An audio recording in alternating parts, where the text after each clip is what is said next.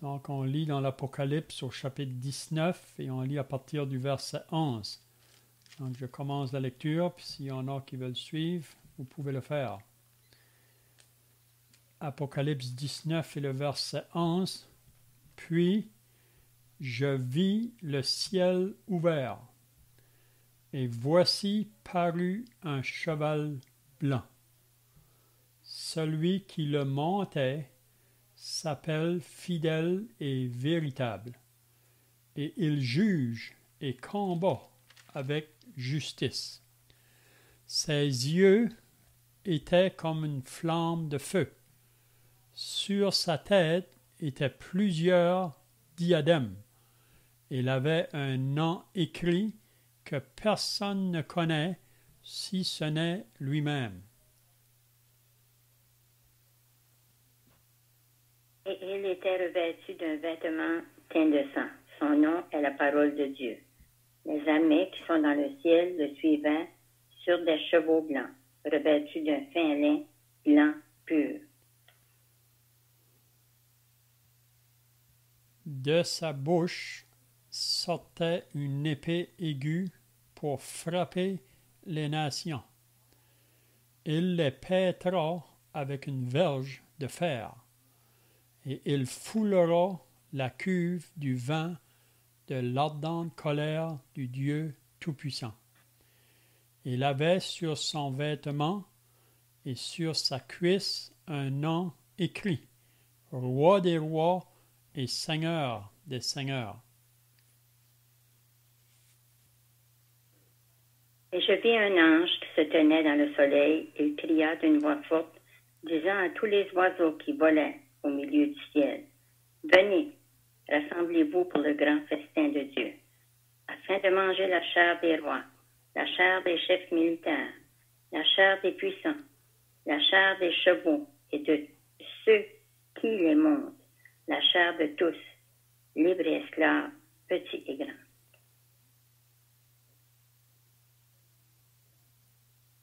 Et je vis la bête et les rois de la terre et leur armée rassemblés pour faire la guerre à celui qui était assis sur le cheval et à son armée. Et la bête fut prise, et avec elle le faux prophète, qui avait fait devant elle les prodiges par lesquels ils avaient séduit ceux qui avaient pris la marque de la bête et adoré son image. Ils furent tous les deux jetés vivants dans l'étang ardent de feu et de soufre, et les autres furent tués par l'épée qui sortait de la bouche de celui qui était assis sur le cheval, et tous les oiseaux se rassemblèrent de leur chair. Amen. Donc, si vous étiez là la semaine passée, on avait regardé à partir du verset 20 du chapitre 18 jusqu'au verset 10 du chapitre 19. Puis on avait vu là que le ciel était dans la réjouissance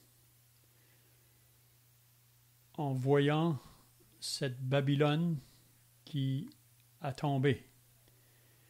On avait dit que Babylone, ça représente deux systèmes, le système religieux et le système politique et commercial. Donc le chapitre 17 de l'Apocalypse, ça représente la Babylone religieuse, tandis que le chapitre 18, c'est la Babylone politique et commerciale. Puis on avait remarqué que dans le chapitre 18, après que cette Babylone-là va tomber, il y a eu des pleurs, des lamentations, des grandes déceptions de la part de toutes les nations de la terre, puis surtout ceux qui s'enrichissaient face à cette Babylone, parce qu'elle va faire un commerce, elle va faire un trafic. Puis on sait que dans la tribulation, que tous ceux qui vont refuser de prendre la marque de la bête, donc c'est tous ceux qui vont croire en Jésus dans ce temps-là. On sait qu'au début de la tribulation, Dieu va marquer du sceau, le franc de 144 000 Juifs. Puis c'est vraiment eux au début qu'ils vont aller partout sur toute la terre pour annoncer l'évangile du royaume. Puis on sait qu'il n'y a personne qui pourra leur faire du mal parce qu'ils sont marqués du sceau de Dieu. Puis on voit qu'ils vont débuter la tribulation. On voit ça dans le chapitre 7 de l'Apocalypse. Puis ils vont terminer la tribulation. On voit ça dans le chapitre 14. Donc, tout le long de la tribulation, ça va être des hommes qui vont parler de la part de Dieu. Puis beaucoup de personnes vont se convertir au travers de leur message.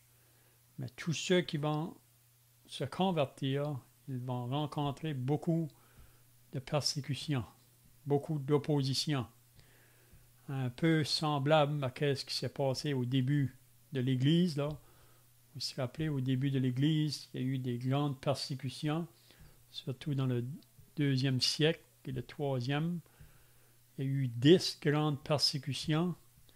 Beaucoup de chrétiens ont connu le martyre. Il y en a qui ont été brûlés sur des bûchers. Il y en a qui ont été mangés par des bêtes pour leur foi au Seigneur Jésus, parce qu'on voulait leur faire renoncer leur foi. Puis dans ces jours-là, c'était des Césars qui se levaient, des empereurs. Puis ces hommes-là, vraiment, c'était des dictateurs. Puis ils voulaient que tout le monde se prosterne devant les autres pour dire que César est Dieu. Mais les chrétiens de ce temps-là refusaient de nier leur sauveur. Puis à cause de ça, ils ont connu des grandes persécutions. Puis ça va être un peu la même chose dans la tribulation.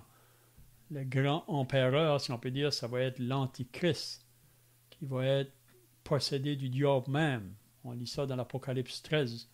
Quand il parle de la première bête, là, dans l'Apocalypse 13, il nous parle de cette bête qui monte de la mer, puis ça dit que le dragon ou le diable va donner sa puissance et son pouvoir à la bête, à cet homme qui est l'Antichrist. Puis lui, c'est ça qu'il va vouloir. Au début de la tribulation, il se présente comme le Christ, mais on sait que c'est le faux Christ. Même Jésus avait dit que vous allez me rejeter, vous n'allez pas recevoir le vrai Messie, mais vous recevrez le faux. Donc on sait que l'Antichrist, c'est vraiment le faux qui se présente comme le Messie, mais il est faux. Donc au début de la tribulation, il s'élève pour apporter des solutions aux problèmes du monde à ce temps-là. Puis c'est possible qu'on est en train de se préparer pour la venue de cet homme-là. On peut voir que le monde d'à présent est en train de se préparer pour recevoir cet homme-là, parce qu'il y a tellement de difficultés partout. Donc, quand il se présente, c'est comme si qu'il amène une paix, une sécurité pour le monde. Mais comme on lit dans 1 Thessaloniciens 5, quand les hommes diront paix et sûreté, alors une ruine soudaine les surprendra, comme les douleurs surprennent la femme enceinte, et ils n'échapperont pas. Parce qu'on sait qu'au milieu de la tribulation, c'est là qu'il va se lever pour vouloir s'asseoir dans le temple à Jérusalem, pour se proclamer Dieu. Puis c'est là qu'il va imposer au monde sa marque. Donc tous ceux qui ne voudront pas la prendre, ils ne pourront pas faire affaire avec rien vraiment dans le monde, même pour acheter ou pour vendre. Ils seront obligés de fuir. Donc les croyants de ce temps-là vont rencontrer beaucoup de difficultés. Donc ce soir, qu'est-ce qu'on va voir? On va voir quand que le Seigneur Jésus va descendre du ciel. Donc, qu'est-ce qu'on a vu la semaine passée? Donc, c'est la tristesse d'un côté pour ceux qui vont s'associer avec la bête ou l'Antichrist ou avec cette Babylone. Mais de l'autre côté, il y a de la joie. Donc, on avait vu ça la semaine passée. Le ciel va se réjouir quand que cette Babylone-là va tomber. Parce que On avait dit la semaine passée que cette Babylone-là, c'est elle vraiment qui a fait souffrir beaucoup le peuple de Dieu. Dans toute l'histoire là, de l'humanité, il y a toujours eu cette Babylone-là. Mais ici, elle va être dans sa temps le plus fort. Puis elle va verser beaucoup de sang des croyants. Donc, quand elle va tomber, donc, il va y avoir beaucoup de réjouissance dans le ciel.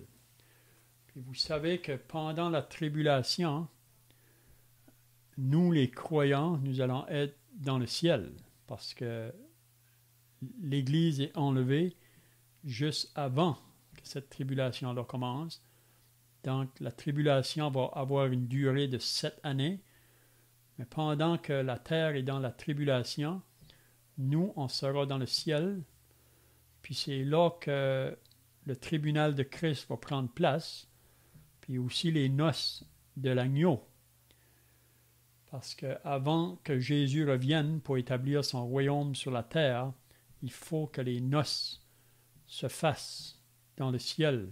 Donc l'époux avec l'épouse qui est l'Église. On avait vu ça un peu la semaine passée, là, à partir du verset 7 du chapitre 19. Donc je crois avant que les noces prennent place, probablement que ce sera le tribunal de Christ. Vous savez que tous les croyants vont un jour comparaître devant ce tribunal-là pour être jugés selon le bien et le mal qu'ils auront fait pendant leur vie sur la terre. Ce n'est pas qu'ils vont être jugés pour leurs péchés, mais c'est plutôt jugés pour les œuvres qu'ils auront faites, parce que le Seigneur nous sauve pour qu'on puisse pratiquer des œuvres, pour qu'on puisse le servir pendant notre temps que nous sommes sur la terre. Puis si on est fidèle dans le service, donc le Seigneur nous promet des récompenses, même il promet des couronnes qui vont être données au tribunal de Christ. Donc la vie de chaque chrétien va être mise à la lumière, là. De tout ce qu'on aura fait pendant notre vie sur la terre, avec quel motif. Si ce n'était pas avec des motifs purs, donc on va perdre au tribunal. Donc il y a des récompenses, mais il y aura aussi des pertes. Et on croit que probablement chacun de nous, on va connaître aussi des pertes. Parce que, à cause de cette nature charnelle qui nous suit toujours, parfois on ne marche pas toujours selon l'esprit. C'est la chair qui prend place. Donc, quand on va être dans un temps où on marche par la chair, ce temps-là vraiment va être perdu ou ne comptera pas au tribunal. Puis aussi au tribunal de Christ, c'est ça qui va déterminer la place que nous allons occuper dans son royaume, parce que nous, l'Église, on va régner avec lui quand il va établir son royaume sur la terre. Donc, la place que j'occuperai dans son royaume, ça va être selon ma fidélité que j'ai vécu ma vie chrétienne sur la terre. On voit ça même avec les paraboles qu'il a données, là, la parabole des talents ou la parabole des mines. Donc, l'importance de faire valoir ce que Dieu nous confie présentement, ça peut être sur différents aspects, là, mais on utilise même nos biens pour son œuvre. Donc ça va tout être amené au tribunal de Christ, ce qu'on aura fait pour lui. Puis après le tribunal, on croit qu'il y aura les noces qui vont prendre place. Donc ça va être tout un jour quand que l'épouse va se marier avec son époux. Donc c'est pour ça qu'on lisait au verset 7 du chapitre 19 de l'Apocalypse, « Réjouissons-nous et soyons dans l'allégresse et donnons-lui gloire, car les noces de l'agneau sont venues et son épouse s'est préparée. » Donc l'Église sera prête là pour le mariage. Donc c'est toute une réjouissance qui devrait nous saisir, que bientôt on sera là pour le mariage. Puis même qui disait au verset 9, « Heureux ceux qui sont appelés au festin de noces de l'agneau. » Il me dit, ces paroles sont les véritables paroles de Dieu. Donc, c'est un bonheur. Ceux qui vont être associés, c'est des gens qui sont heureux. Vous savez que dans l'Apocalypse, le mot heureux est mentionné 7 fois. On dit que c'est vraiment les béatitudes de l'Apocalypse. Puis ici, c'est vraiment la 4e fois que le mot heureux est mentionné. Heureux ceux qui sont appelés au festin de noces de l'agneau. Donc ça va se faire pendant le temps de la tribulation, là. Le tribunal et les noces, parce qu'à la fin de la tribulation, c'est là que Jésus descend du ciel. C'est ça qu'on va voir ce soir. Donc, ça a été prophétisé longtemps passé. La venue du Seigneur Jésus, premièrement, il vient pour donner sa vie. Sa première venue, il vient pour donner sa vie. Mais sa deuxième venue, il viendra pour régner. Parce que c'est ça vraiment, quand que les Juifs attendaient Jésus comme le Messie, ils attendaient à ce moment-là pour celui qui vient pour régner. Ils n'avaient pas compris qu'avant de régner, il faut qu'il meure. Parce qu'à moins que Jésus meure, il n'y aurait eu personne qui aurait pu être avec lui dans son royaume. Il fallait qu'il meure pour avoir des personnes qui vont être associées à ce royaume-là. Donc, c'est ça qu'ils n'ont pas compris. Même les disciples avaient de la difficulté à comprendre que ce Messie qui était promis, qui doit mourir. Pourtant, les prophètes l'ont prophétisé dans l'Ancien Testament à plusieurs reprises concernant sa mort. Mais aussi, ils ont annoncé sa venue pour venir régner. Donc, c'est ça qu'on va voir maintenant à partir du verset 11 là, du chapitre 19. Donc, Jean dit, « Puis je vis le ciel ouvert, et voici parut un cheval blanc. » Donc, Jean, qui a eu cette révélation ici, là, on voit ça à plusieurs reprises dans l'Apocalypse. C'est soit qu'il l'a entendu ou qu'il l'a vu. Donc ici, il dit qu'il a vu le ciel ouvert. Si vous vous rappelez au chapitre 4 de l'Apocalypse, on voit que Jean aussi a vu une porte qui était ouverte dans le ciel, si vous vous rappelez, au début du chapitre 4 de l'Apocalypse.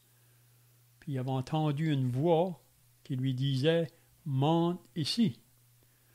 Puis on sait que Jean a été ravi en esprit dans le ciel. Donc il y a eu une vision vraiment de ce qui se passe dans le ciel.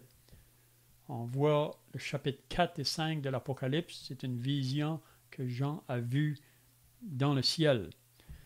Même vous vous rappelez que quand que Jésus a été baptisé par Jean le Baptiste, après qu'il est sorti de l'eau, ça dit que le ciel s'est ouvert. Puis il y a une voix qui s'est fait entendre, « Voici mon Fils bien-aimé en qui j'ai mis toute mon affection. » Donc, c'est le Père qui parle du haut du ciel à propos de son Fils. Puis on sait que Jésus, là, après qu'il ait été baptisé, il a été conduit dans le désert par l'Esprit pour être tenté par le diable. C'est là qu'il allait commencer son ministère public. Mais aussi, il est venu pour donner sa vie. Donc, la fin de son ministère, selon la parole, il devait mourir, donner sa vie en sacrifice, afin que nous puissions être sauvés. Mais ici, là, pour ceux qui viennent d'ajouter, on est dans l'Apocalypse 19, le verset 11. Donc, puis je vis le ciel ouvert. Donc, Jean ici, il voit encore le ciel ouvert. Puis qu'est-ce qu'il voit à ce moment-là? Parut un cheval blanc.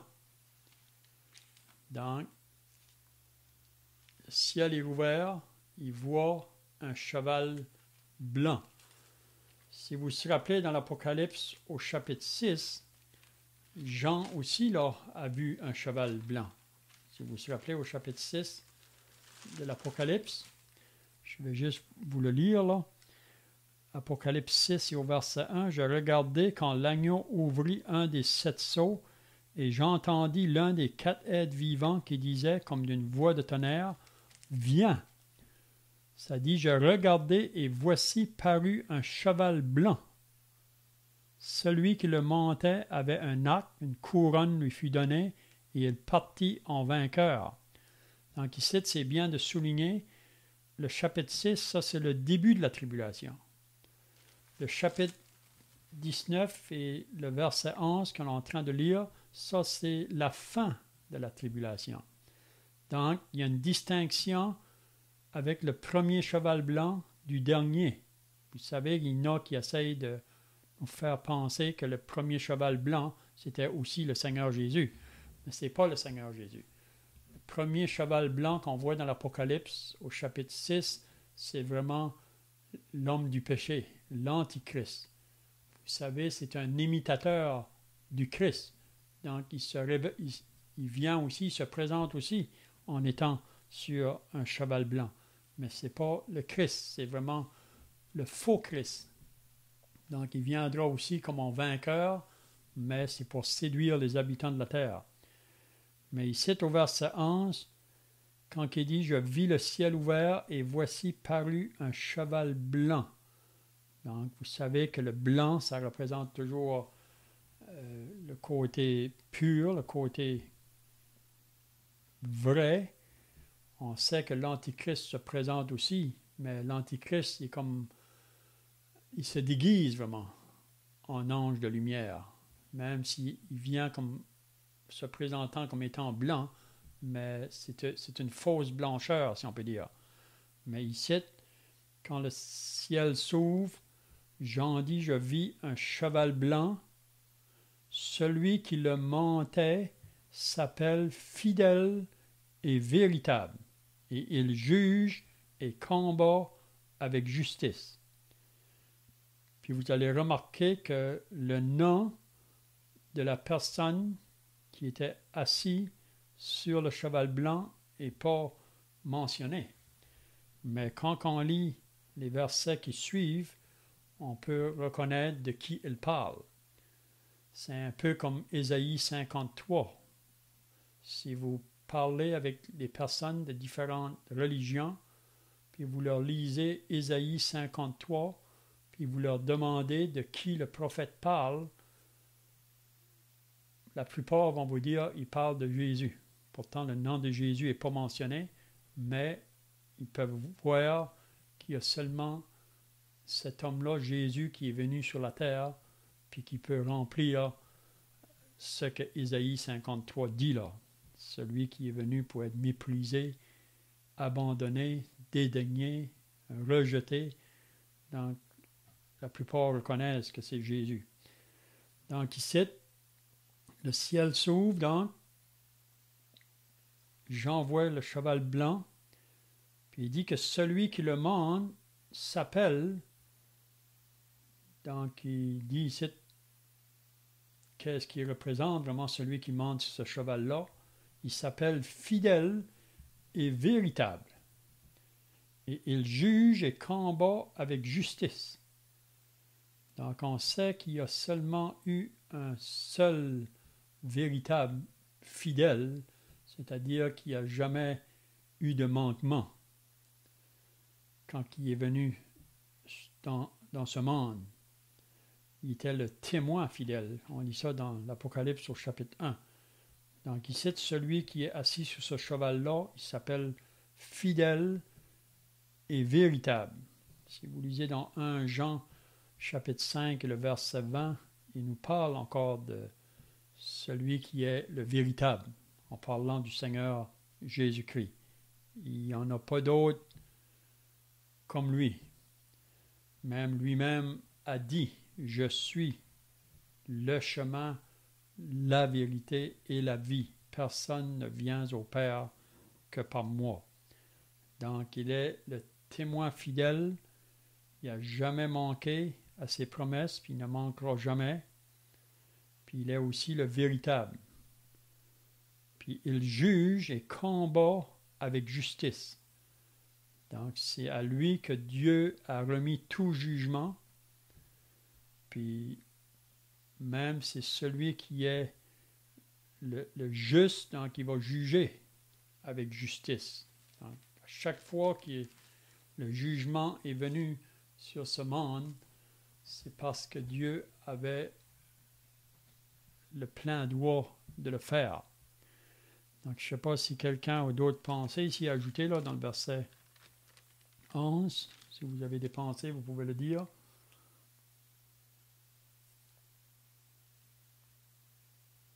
Donc, le verset 12, en parlant de celui qui est assis sur le cheval blanc, il dit que ses yeux étaient comme une flamme de feu. Donc, on peut dire que ses yeux sont vraiment pénétrants. Il n'y a rien qui échappe à ses regards. C'est lui qui connaît tout, qui sait tout. On ne peut rien lui cacher. Donc, il vient ici pour se présenter comme le juge des juges. Puis la raison qu'il se présente ici, vraiment, c'est pour faire la guerre à l'Antichrist, puis à toute l'armée qui va se relier avec lui. Donc, ses yeux étaient comme une flamme de feu.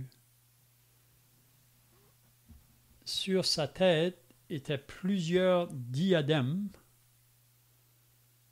Il avait un nom écrit que personne ne connaît si ce n'est lui-même.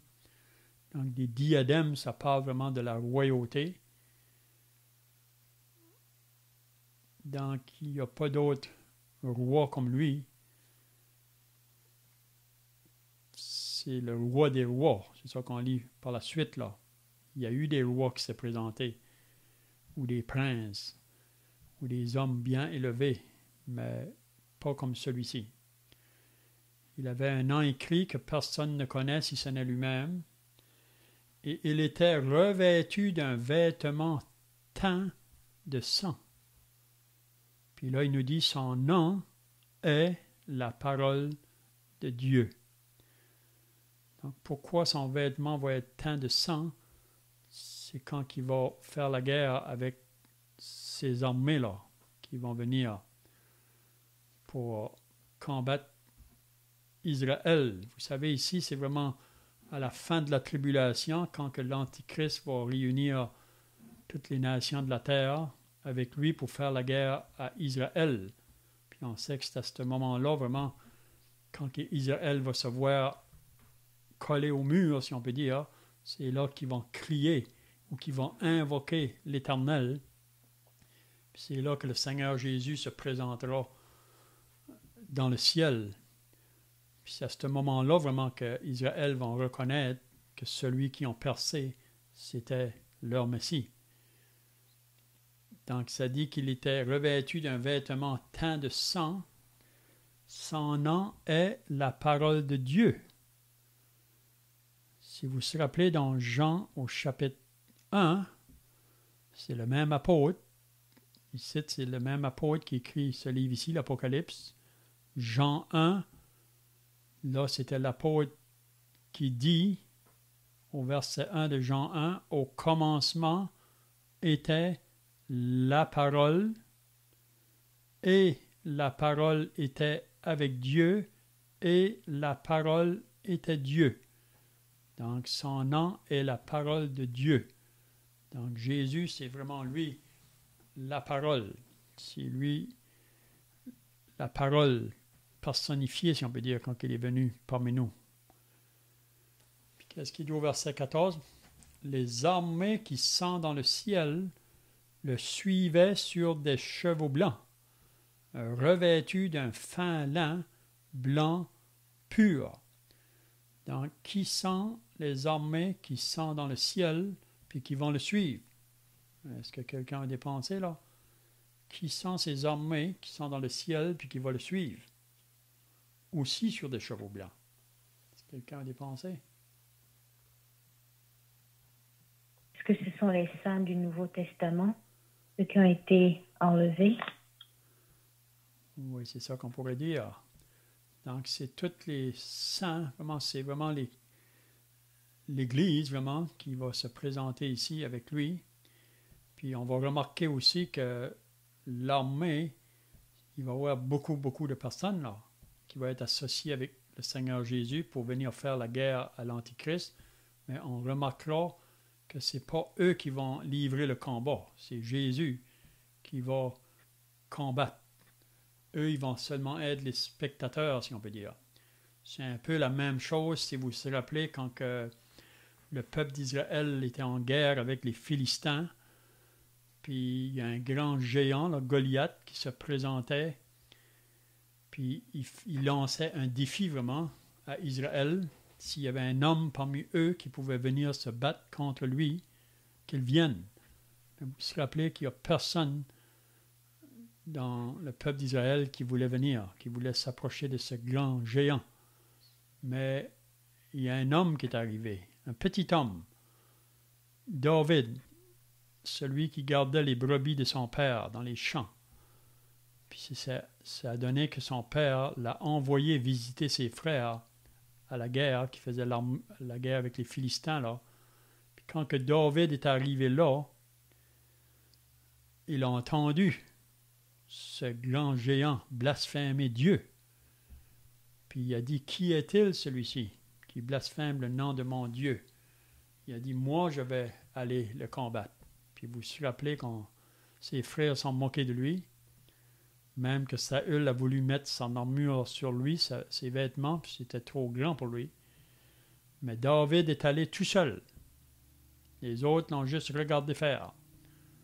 Puis David a pris 5 pierres, puis il est parti, puis avec une pierre qu'il a mis dans sa lance, là, il a tué Goliath. Il est tombé par terre, puis il a pris l'épée de Goliath, puis lui a coupé la tête. Une grande victoire a été faite là pour Israël. Puis si vous vous rappelez, là, dans Samuel 18, ça dit au début que l'âme de Jonathan s'attacha à l'âme de David. Donc, Jonathan, après qu'il a vu la victoire de ce David, il s'est attaché à lui. Donc, David nous représente le Seigneur Jésus qui va combattre. On sait que le Seigneur a vaincu Satan à la croix.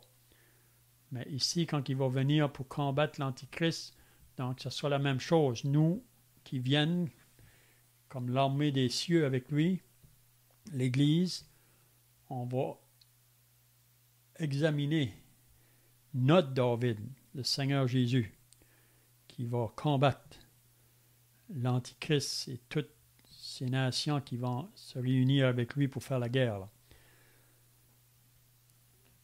Donc, ça dit au verset 15, « De sa bouche sortait une épée aiguë pour frapper les nations. » Donc, il vient avec son épée. Il vient comme un juge. Il vient vraiment pour mettre fin au travail du diable. On sait que le diable ici ne va pas encore avoir fini, là, mais on verra ça par la suite. Juste avant qu'il établisse son royaume, il va enchaîner le diable dans l'abîme pendant 1000 ans. C'est à la fin des 1000 ans, vraiment. C'est là que le diable sera jeté dans l'étang de feu et de soufre. Mais ici, c'est avant que les 1000 ans commencent. C'est juste à la fin de la tribulation, quand Jésus vient. Mais ici, il va faire la guerre avec l'Antichrist et le faux prophète. Donc, il les pètera avec une verge de fer. Il foulera la cuve du vin de l'ardente colère du Dieu Tout-Puissant. Donc, il foulera la cuve du vin de l'ardente colère du Dieu Tout-Puissant.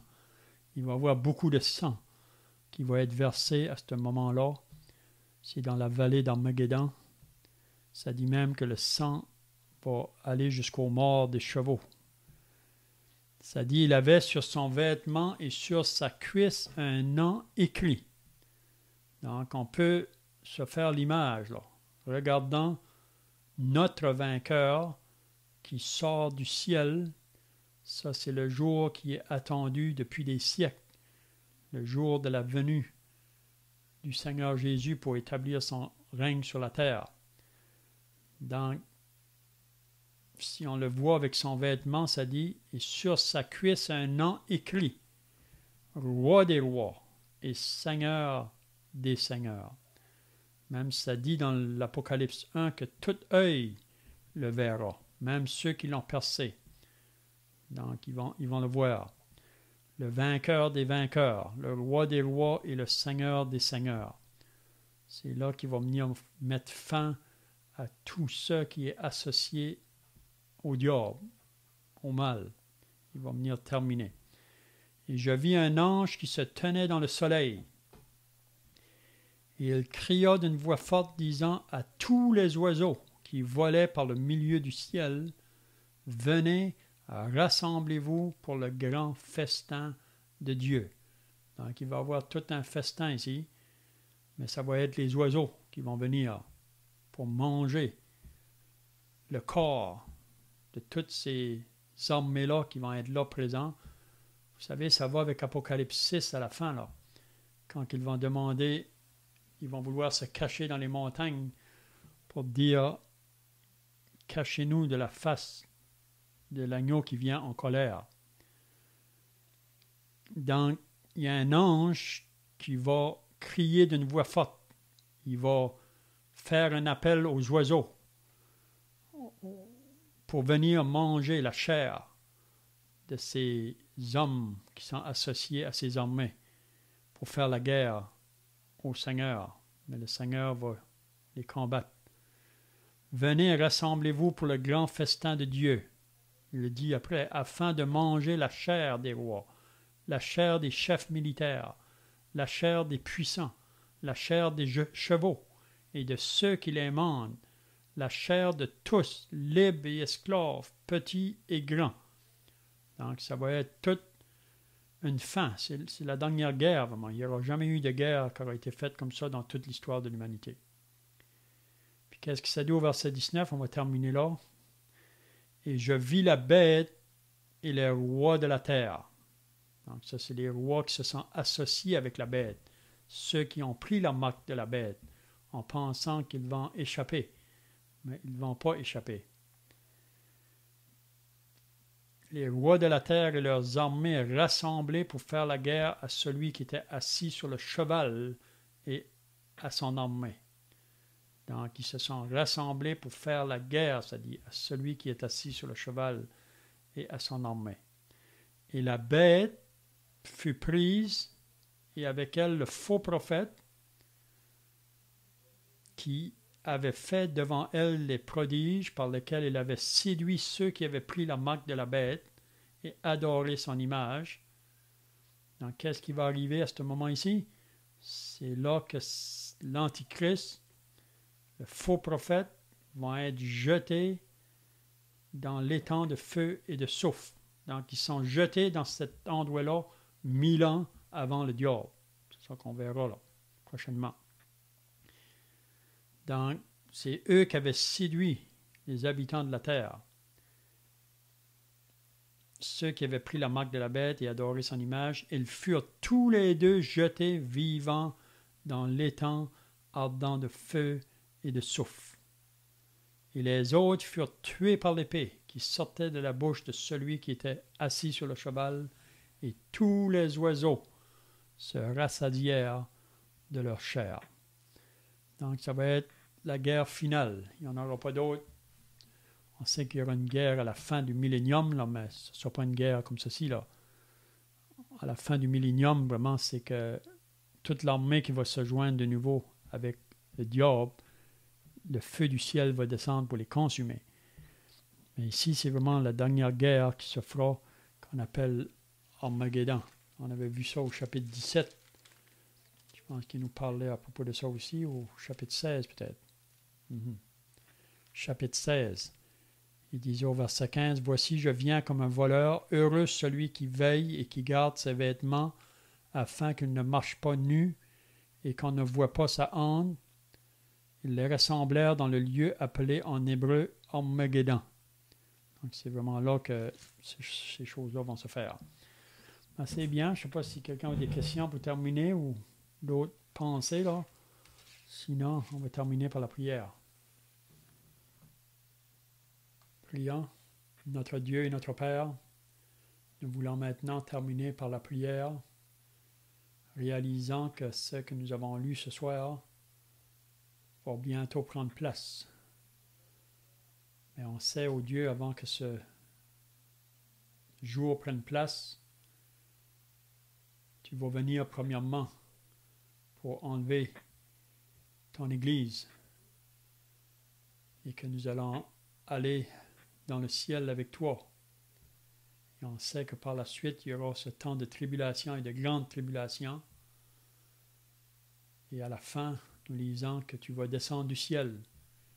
Et nous, ton peuple, vont descendre avec lui pour faire la guerre à l'Antichrist et le faux prophète et à tous ces rois de la terre qui seront rassemblés avec eux.